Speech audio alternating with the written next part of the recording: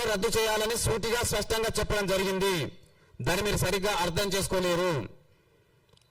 రాష్ట్రపతి ఉత్తర్వులు రాజ్యాంగానికి వ్యతిరేకంగా ఉన్నాయి కాబట్టి, రాజ్యాంగంలోని ఆర్టికల్ 14, 15, 25 వ్యతిరేకంగా ఉన్నాయి కాబట్టి వాటిని రద్దు చేయాలని మందకృష్ణ మాదిగ గారు మాట్లాడడం జరిగింది.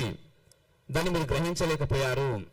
రాజ్యాంగం రద్దు అనేది మీ రహస్య ఎజెండా తప్ప మాది కాదు. రాజ్యాంగ రక్షణ మా ఎజెండా, రాజ్యాంగ రద్దు బ్రాహ్మణుల ఎజెండా. అందుకే మీకు రాజ్యాంగ రద్దు అనే అంశాన్ని మీరు పదే పదే ప్రస్తావించడం జరిగింది. మీ కుట్రలు చెల్లవు అని ఈ సందర్భంగా మేము స్పష్టంగా సూచిస్తున్నాం. రాష్ట్రపతి ఉత్తర్వులు దళిత సమాజం మీద ఆంక్షలు విధించినటువంటి ఉత్తర్వులు కాబట్టి, అవి రాజ్యాంగానికి విరుద్ధమైన ఉత్తర్వులు కాబట్టి వాటిని వెంటనే రద్దు చేసి దళిత క్రైస్తవులకు ఎస్సీ హోదా కల్పించాలని ఎంఆర్పీఎస్ అధినేత మందకృష్ణ మాదిగ గారు డిమాండ్ స్పష్టంగా చేయడం జరిగిందని ఈ సందర్భంగా మేము గుర్తు చేస్తున్నాం. దీంతో పాటు నిన్ననే మీరు దళిత క్రైస్తవులకు ఎస్సీ హోదా కల్పించడాన్ని మేము వ్యతిరేకిస్తున్నామని నిన్న మీరు మాట్లాడిండు. సుప్రీంకోర్టు ఇచ్చిన తీర్పును మేము స్వాగతిస్తున్నామని మీరు మాట్లాడిండు. సుప్రీంకోర్టు తీర్పును మీరు స్వాగతించడం అంటే రాజ్యాంగానికి విరుద్ధంగా మీరు వ్యవహరించడం. దాన్ని బట్టి మీరు రాజ్యాంగ వ్యతిరేక శక్తులు అనే విషయం స్పష్టంగా అర్థమవుతున్నది.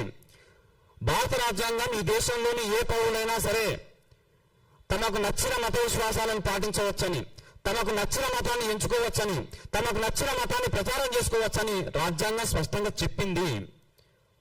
మరి ఆ మత స్వేచ్ఛ దళితులకు ఎందుకు వర్తించదో బ్రాహ్మణ పెద్దలు సమాధానం చెప్పాలని మేము డిమాండ్ చేస్తున్నాం.